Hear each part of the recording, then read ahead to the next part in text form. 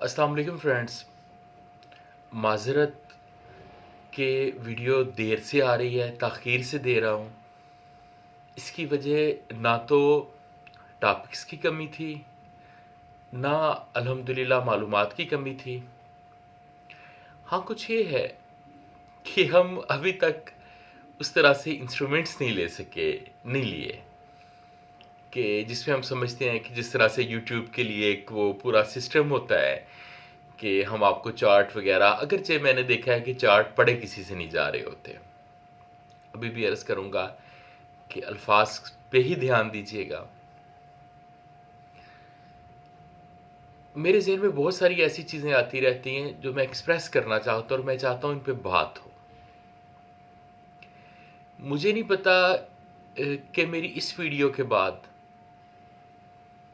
मुझे गालियाँ पड़ेंगी, अल्लाह रहम करे, मेरी तारीफ़ होगी, या आप इसको समझ पाएंगे या कोशिश करेंगे। देखिए, कुछ मसाइल ऐसे हैं जिन्हें हल नहीं किया जा रहा, और ये ज़िंदगी की 70% इंसान की 70% लाइफ में होने वाली प्रॉब्लम से रिलेटेड है। इन पे बात करना जुर्म है। मैंने बारहा सोशल मीडिया पे, फेसबुक के फोरम पे इन पे अगर बात करनी चाहिए तो किसी ना किसी ने उठ के ये कहा कि ये आलम का काम है, ये मौलवी का काम है, ये फलां का काम है। हमने कहा इसी वजह से तो इश्यूज हैं जो हल तलब हैं। इसी वजह से तो प्रॉब्लम्स हैं कि आपने दीन को, वो दीन जो हर शख्स के लिए है और उसको सीखना भी हर मुसलमान के लिए ज़रूरी है, आपने उसको हिंदू ब्राह्मण की तरह सिर्फ एक क्लास के लिए मखसूस कर दिया है। और वो क्लास इस बात की आज के दौर में हल नहीं है कि इन मामलात को हल कर सके। मैं कहता हूं, आप खत्म नबूवत की बात करते हैं ना, आप कॉन्स्टिट्यूशन ऑफ पाकिस्तान की बात करते हैं कि जिसमें उन्हें करार दिया गया है नॉन मुस्लिम अहमदियों को। सारे मुफ्ती साहबान एक तरफ रख दें, सारे उल्मा को एक तरफ रख दें, सारे गवर्नमेंट के पावर्स को एक तरफ रख दें, तब तक ये अमेंडमेंट नहीं हो सकी थी जिस वक्त तक याह्या बख्तियार ने, एक वकील ने अपने दलाइल नहीं दिए थे। हमारा भी काम है, हम भी सुने, हमें भी सुने। हम ज्यूरिस्प्रूडेंस, इस्लामिक ज्यूरिस्प्रूडेंस पढ़ के आए हैं।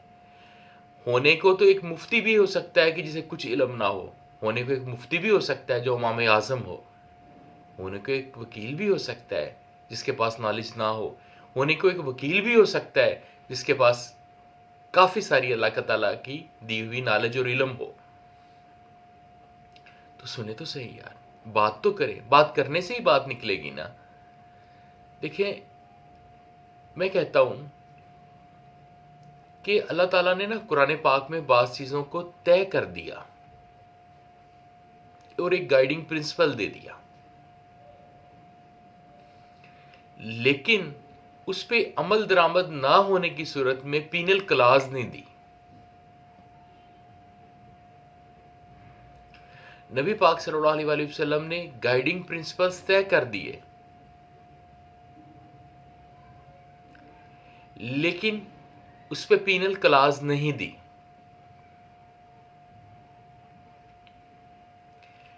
आने वाले वक्त में खुलफाए राशिदीन ने या मुफ्तियाने कराम ने या आइमा कराम ने उस पे फर्दर लेजिस्लेशन की। मैं कहता हूं, आप मेरी बात को तवज्जो से लीजिएगा, गैर जानबदारी से।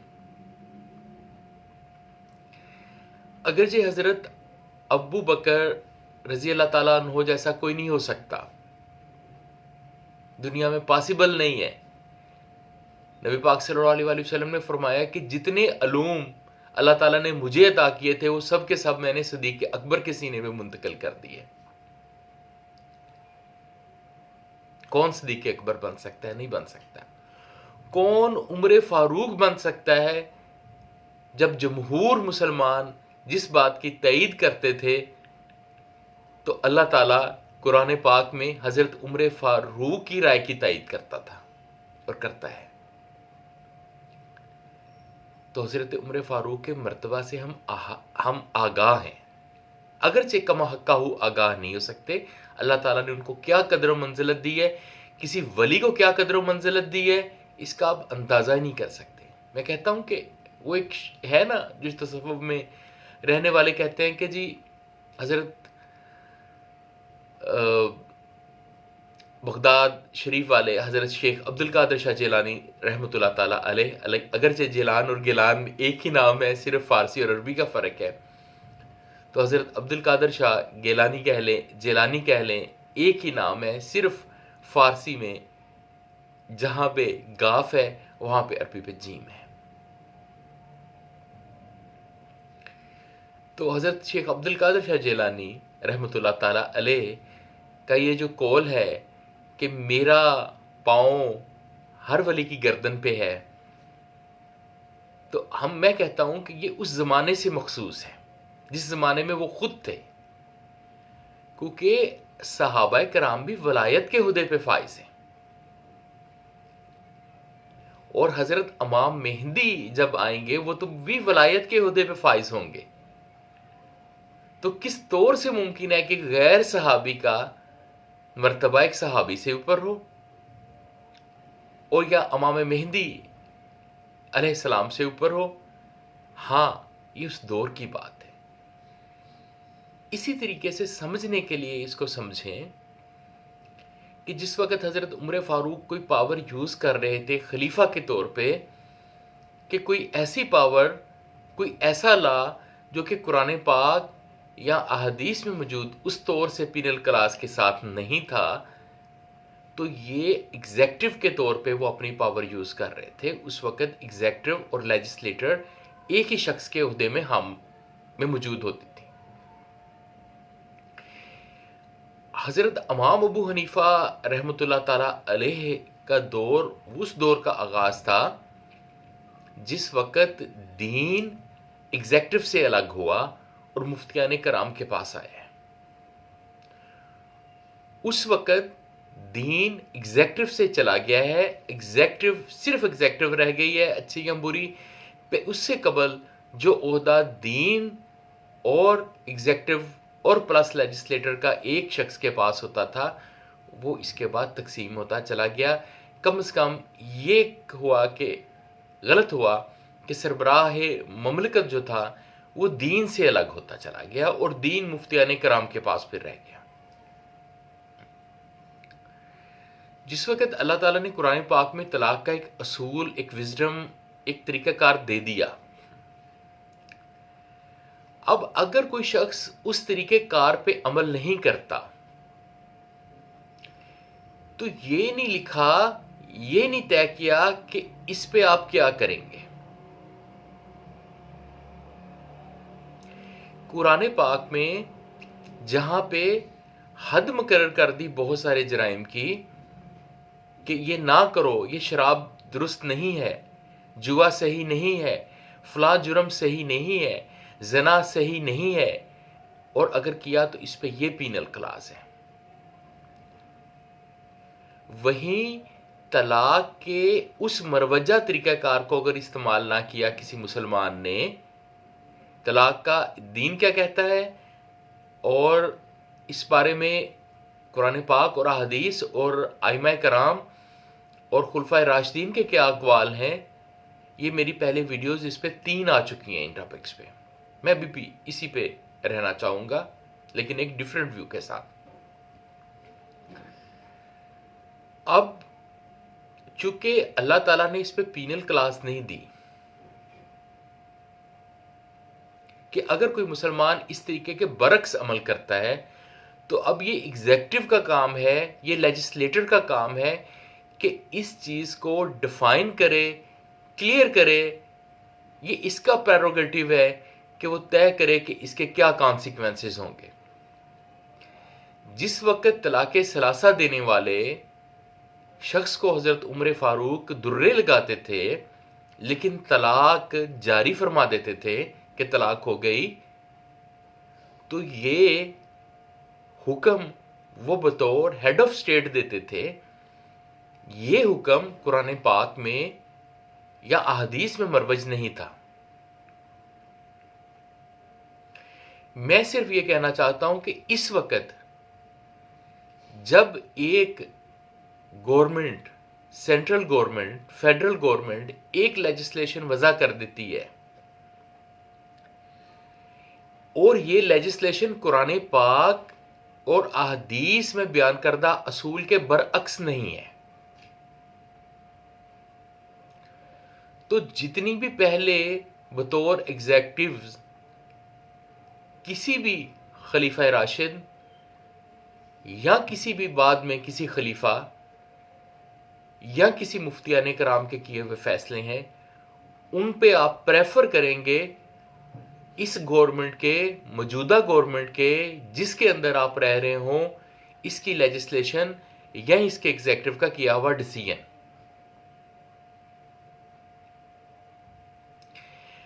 अगर हजरत उमर फारूक रजी अल्लाह ताला अन्हो ने और आइमा कराम ने और असहाब कराम ने, असहाब रिजवानुल्लाह अजमाइन ने डिसीजन दिए हों कुरान पाक की ताबीर व तशरीह में या नबी पाक सल्लल्लाहु अलैहि वसल्लम की अहदीस की ताबीर व तशरीह में,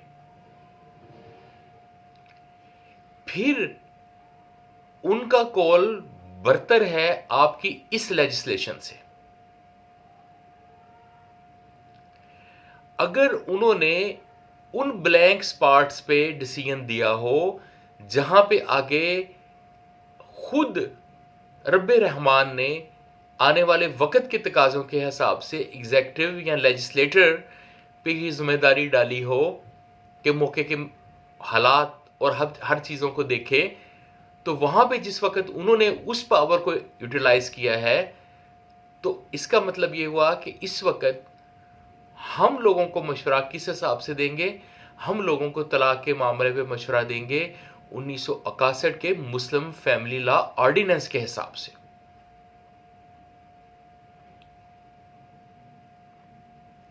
जहां मुस्लिम फैमिली लॉ ऑर्डिनेंस कुरान पाक और अहदीस से मुतसादम होगा, तो हम इसके हिसाब से मशवरा नहीं देंगे।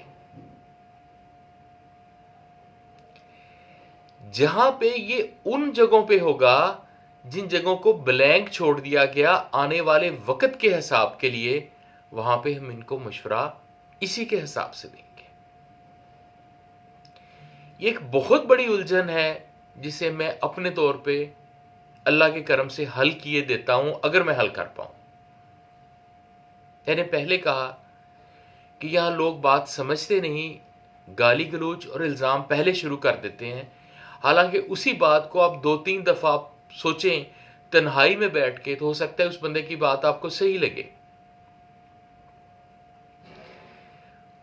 हम अराई हैं,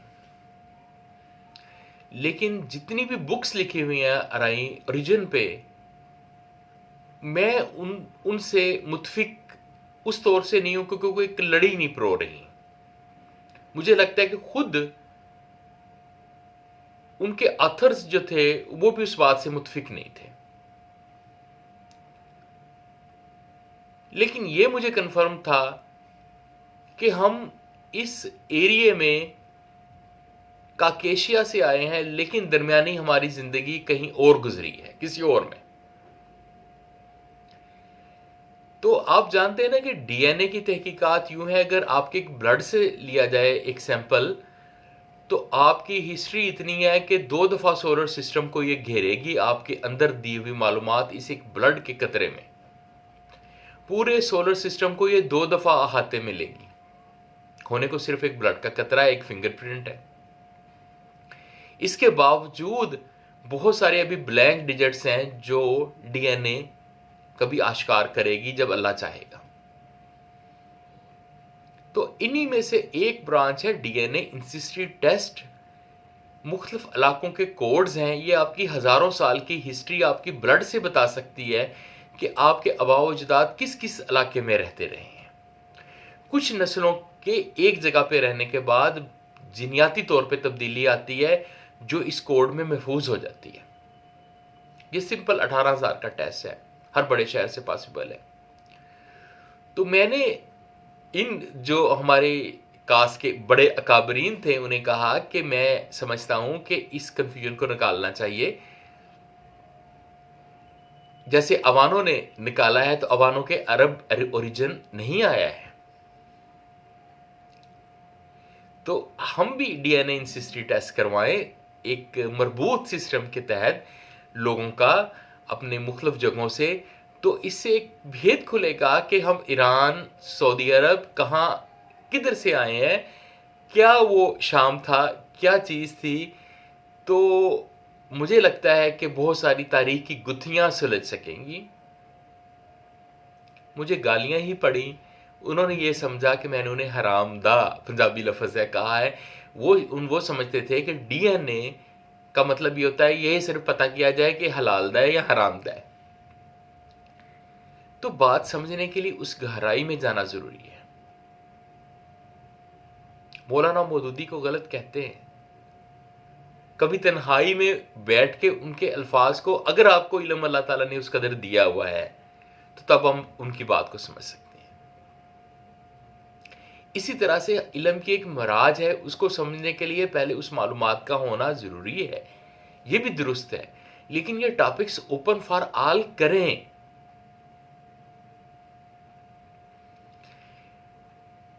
एक शख्स जो है वो चाहता है कि मेरी जिंदगी के बाद मेरे बच्चों को शरई लिहाज से प्रॉपर्टी तकसीम हो जाए, ठीक है।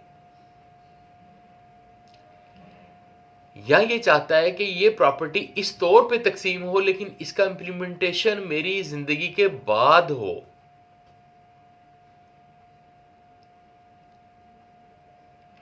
या एक शख्स ये देखता है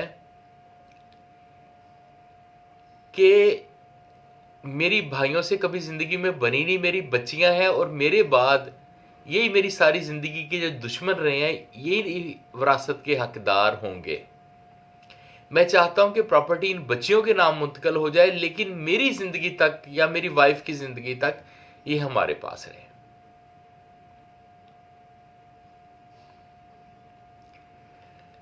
आप देखें कि 1/8 मिलता है बेवा को। आप देखें कि एक शख्स फौत हो जाता है, एक 5 मरले का मकान है, 10 मरले का मकान है। अब बकिया औलाद को, वो तो जवान है, बेटियां घरों को चली जाएंगी अपने अपने, शोहर के बाद बच्चे कमा रहे हैं, उस एज में हैं। ये बेवा एक वॉशरूम जितनी जगह लेके किधर जाएगी? इसे 1/8 ही मिलना है क्योंकि अल्लाह ताला ने ये असूल तय कर दिया है, दुरुस्त है। लेकिन कुछ ब्लैंक डिजिट्स ऐसे हैं जो आने वाले वक्त में एग्जीक्यूटिव और लेजिस्लेटर पे छोड़े गए हैं। कई ऐसी लेजिस्लेशंस हो सकती हैं जिन्हें लेजिस्लेशंस को आप समझते हैं ये खिलाफ इस्लाम है। वो खिलाफ इस्लाम नहीं है। गाइडिंग प्रिंसिपल एक दिया गया है, उस गाइडिंग प्रिंसिपल के साथ जहां पीनल क्लास नहीं प्रोवाइड की गई वहां पे आपके लिए कुछ वजूहात आने वाले वक्त के साथ मौजूद हैं। अब इसको सुनिएगा, इसके बाद इन पॉइंट्स पे आएंगे। बस मैं समझता हूं कि प्रोसीजर जैसे सीपीसी को बदल देते हैं, फिर नाकाम हो जाती है। जबकि सीपीसी में अमेंडमेंट क्या होनी चाहिए? आप देखते हैं 20 अमेंडमेंट्स हुई, सब नाकाम गई। हालिया को तो खुद कोर्ट्स ने रिजेक्ट कर दिया। हाँ, अमेंडमेंट होनी चाहिए। क्या होनी चाहिए? मैं कहता हूं एक शख्स जो पार्टी नहीं है, फ्री मुकदमा नहीं है, वो भी एमिकस क्योराई की तरह अदालत तक इंसाफ के लिए मालूमात पहुंचा सके। उसके लिए पहले फ्री मुकदमा बनना जरूरी ना हो। कोई अदालत को अगर इस चीज की आगाही देना चाहता है कि ये सच है, ये झूठ है और उसका उस मुकदमे से तल्लक नहीं है, वो आ सके, उसे फ्री मुकदमा बनना जरूरी ना हो। दुनिया में दो जुडिशियल सिस्टम है ना, एक जिसमें जज रेफरी का रोल प्ले करता है, झगड़ा दो फ्रीकैन में होता है जैसे पाकिस्तान में है। एक फ्रांसीसी सिस्टम जिसमें जज खुद इंक्वायर करता है, जैसे कि अपने इधर सीआरपीसी में कब्रकशाई वाले मैटर्स में जो है वो तहकीकात करता है। तो हमें कुछ रोल जज को देना पड़ेगा इस किस्म का, जिसके जरिए वो खुद मामले के लिए भी सिर्फ रेफरी गैर जानबदार बुत ना रहे। सीपीसी में अमेंडमेंट्स पॉसिबल है, क्यूएसओ में अमेंडमेंट्स पॉसिबल है, लेकिन अमेंडमेंट्स की एक सेंस है, उसके तहत इस तरफ आना पड़ेगा। इसी तरह से जिन चीजों को आपने मुफ्तियाने कराम के पास या मौलवी साहबान के पास दीन को ब्राह्मण की तरह महदूद कर दिया है, आपने लोगों के लिए मुश्किलात का इजाफा कर दिया है, आपने उन लोगों पे काम को छोड़ दिया है जो एक दूसरे की शक्ल नहीं देखना चाहते और आज तक तलाक सलासा के मामले पे कौम को एक मुतफिक राय नहीं दे सके। मैं आपके लिए अर्ज करता हूं, आप इस मुस्लिम फैमिली लॉज ऑर्डिनेंस को देखेंगे अनलेस कि इसकी कोई शिक कुरान पाक और अहदीस से टकरा रही हो। जहां यह टकरा रही हो, पहले किसी ऐसे डिसीजन से जो एग्जीक्यूटिव की हैसियत से, लेजिस्लेटर की हैसियत से, फकीह की हैसियत से किया गया हो, लेकिन वो कुरान पाक की ताबीर और तशरीह पे मबनी ना हो, वक़्त के तकाज़ों के हिसाब से एक राय, एक जजमेंट दी गई हो, वहां पे आप इसको फॉलो करेंगे। इसके अलावा बहुत सारी बातें हैं। मुझे डरता तो हर बंदा अल्लाह ताला से है। मुझे नहीं पता कि मैं अगली बातें करने से पहले क्या आप मुझे इस चीज को एंडोर्स करेंगे। आपकी फीडबैक पे मुनहसर है। फिर आगे चलें।